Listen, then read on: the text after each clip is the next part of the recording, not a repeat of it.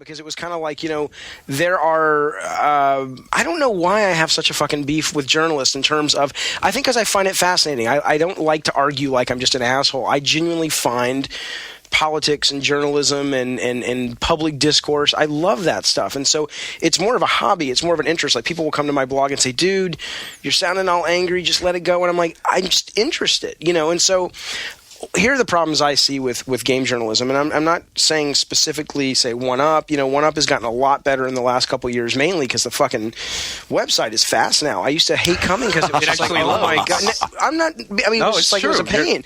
But now it's really cool. I really like it now. And so we blew 2 years of our budget just on back-end stuff. Well, that's great. It works great. But so here are my issues. I think there seems to be a... one of the appeal of fan journalism, and I don't mean you guys are fans, but sort of a journalism that really speaks directly to the core fan versus kind of a mainstream journalism thing, is that it's so great to have people who are passionate and excited and hyped up for the industry and for the games that everybody makes.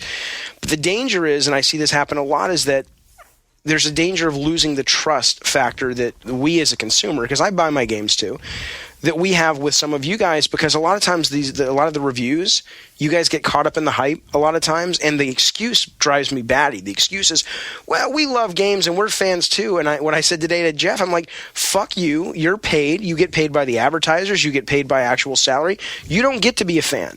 You are a journalist first. And so I appreciate that you're hyped for title XYZ that the PR company has gotten you excited about, or that the graphics have gotten you excited about. But is that any reason to not put sort of your critical hat on when it's time to review it? It's like so many things get 10s, so many things get 9s, and I don't want to I was saying today, I was like, I pissed off GameStop probably on my bonus round thing, and now I'm pissing off reviewers. They're going to kill my next game. But the reality is, it's like, I don't know. It seems like there's so much kind of getting caught up in the hype that it actually affects the review scores and it affects the reporting. I don't think that does a really service to the listeners or to the readers. It can kind of lead to a danger too, because if every game's getting 8, 9s, and 10s, then ultimately, in some ways, the review becomes worthless.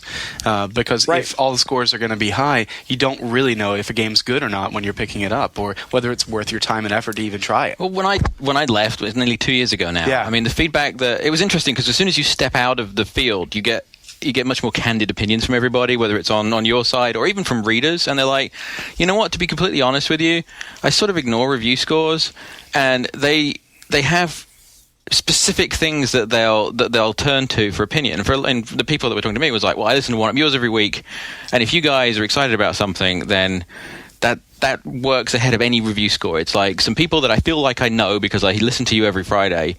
If you say you're playing it by choice, not just because you're going to review it, then I'm going to check it out. And that has so much more power than sticking a number on something. And we're starting to see the trickle down now. Grab and Peels.